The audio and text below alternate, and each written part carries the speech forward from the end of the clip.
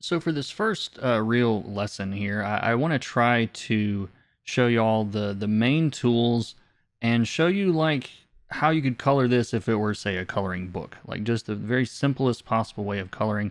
And that way, even after this first lesson, if you want to jump in and start playing around with it, or if you like to color just to, zen out and do this as like a meditation, like then you can do this right after this first lesson. So I want to start with some of the basic tools, and then we'll go on from there. So I'm going to start on the right side up at the top of the screen, looking at the actual colors tool itself, which is your color selector basically. Now I believe the default look for this, if you go at the very bottom, you see where it says Disk, Classic, Harmony, Value, Palettes. I typically keep this on classic because I'm just used to working in that, in that square, and I'm used to measuring distance for contrast in that square. And we'll talk about that a little bit later. But I think the default is this, so it might look like this to begin with. This is also a good way to, look at your colors if you want to see the, the wheel in context. But for the sake of this course and for myself here, I'm going to leave this on classic mode. Now, it doesn't really matter which one you use. You can use whatever you want. If you're a slider person and you like sliders, you can use sliders. Not a slider guy, but whatever works for you will probably be fine. And I haven't tried this harmony stuff yet. I don't really use it. So we're going to leave it on classic. Now, right next to the color tool is the layers tool. And we're going to spend a lot of time in this little window learning a lot about how layers work. And but I do want to touch on a few things to begin with before we jump into this today. Now, the file that I've given you guys was a PSD file, and I've already got it labeled here for you.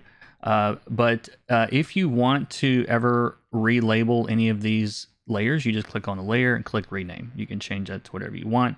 I like to do that, keeps it organized, especially with Procreate. You're limited in the number of layers you can use normally, depending on your file size. If I ever reference a layer and you want to, name your layer to match, then that's the quick way to do that. But the first thing I want to point out here in this little section is the little letter N that is over here to the right next to the checkbox. That little N is if you click it, it will bring up this little scrolling option of color modes here. Now, we're not going to get into all these color modes in this particular lesson. I'll talk about that a little bit later. So when you first open up this file, and I did this on purpose so you guys can see the difference here. It's on the letter N, which is just the normal mode. Okay, there's no fancy blending or anything going on. It's just what you see is what you get on a normal layer. Black is black, white is white. So if I click the little plus sign up at the top right, that makes a new layer. Now, if you hold on layer 2, you can drag it down below layer 1, which is that inks layer.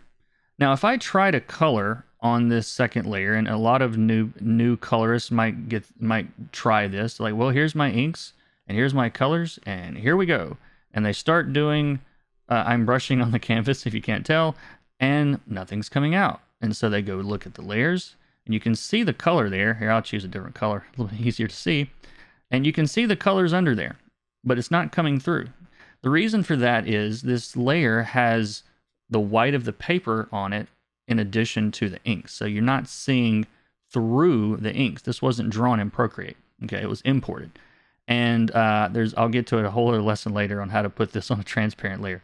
But the way this works, though, the simplest thing to do is to go to that little letter N on the inks layer, pull up this little section, and for whatever reason, I don't know why Procreate did this, but you have to scroll up or down, depending on how you look at it. Pull the menu down in order to see multiply.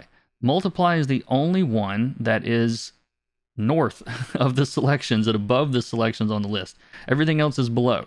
So I don't know why they did that. But if you'll put it on multiply, multiply is a special mode that effectively hides white. Okay, it completely hides all the white. And so now you can see my gorgeous coloring underneath there. Okay, so if you just want to jump in and immediately start playing around with this, that's the best way to do it. Go to your inks layer, set it to multiply, make a new layer, stick it underneath there. Again, just hold the layer, drag it under, and then you can go crazy with whatever brush and whatever colors that you would like to do. Now, in order to delete layers, which we might do sometimes, you can swipe to the left and delete, swipe, delete. And you can also change the background color here since it will show through that file now. Personally, I like to color usually with like a grayish color most of the time, just because I don't want to... Coloring with a white background is like looking into a light bulb. So I don't really like to color it with white personally, but that is totally up to you. These next ones we'll touch on very briefly. They are pretty simple. I'm going to skip... We're going to do this in reverse. So we're going to skip the eraser tool and the smudge tool for a second and go straight to the brush, which looks like a brush. And if you click on that brush, it will bring up a list of all of the brushes that are available in Procreate. I'm not going to be using any custom brushes during this course. They're all going to be, brushes that are built into the app. But you might notice that I do have other brushes from other places. They are not included in this course. This is only using the default brushes, which are great, by the way. But the brush tool does exactly what it sounds like. When you use it, it brushes onto the canvas. And over here on the left side, you can adjust the size. I usually keep my left hand pretty close to this as I'm working, so you can play around with changing the size of the brush.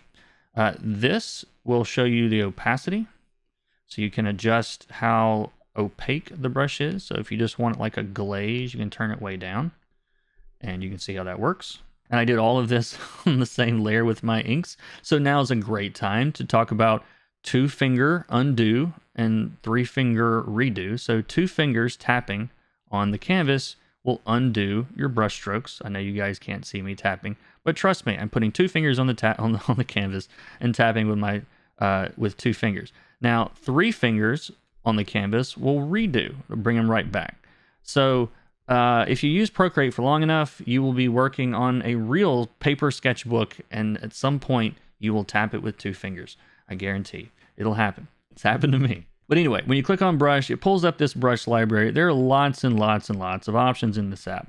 We'll talk about brushes a little bit later. I'll give you guys some tips on that, but we're just getting started. I'm also not going to get into editing brushes very much at this point, a little too far ahead. So let's go to the next section here, which is this the smudge tool, I believe is what they call it. And it works if I take let me put this on a new layer. Drag this back down here and give us something to smudge.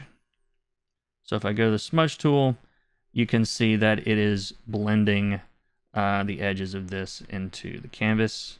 You can make it big, you can make it small, you can change the opacity of it, which kind of affects the strength of this. So the smudge tool is cool. I don't use it a ton personally, but it is an option.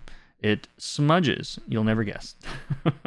So the same thing here. All the brushes you can use on the brush, you can also use as a smudge tool, or the eraser.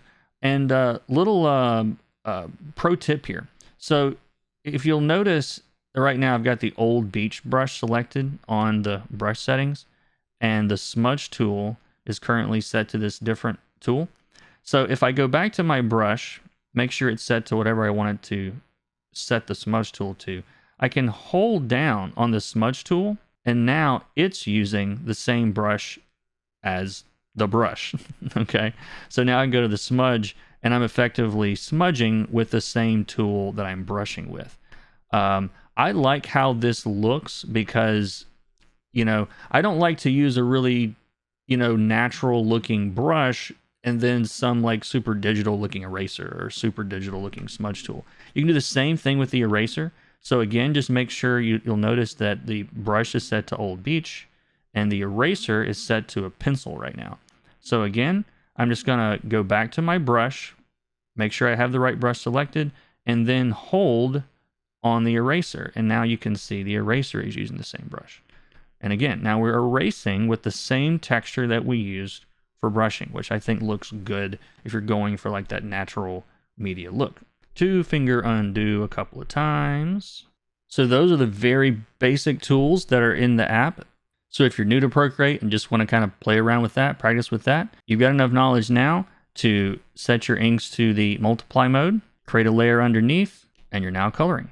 The other quick feature that I forgot to mention on the color tool is the color fill, is what they call, or a color drop is a technical name for it. Any color you have selected here, you can drag onto the canvas, and that will fill the canvas with that color. Now, you can use this in conjunction with the selection tools to, of course, limit where it goes on your canvas, and we'll talk about more of that in the next lesson. But you should know enough to be dangerous at this point. Let's move on to the next lesson.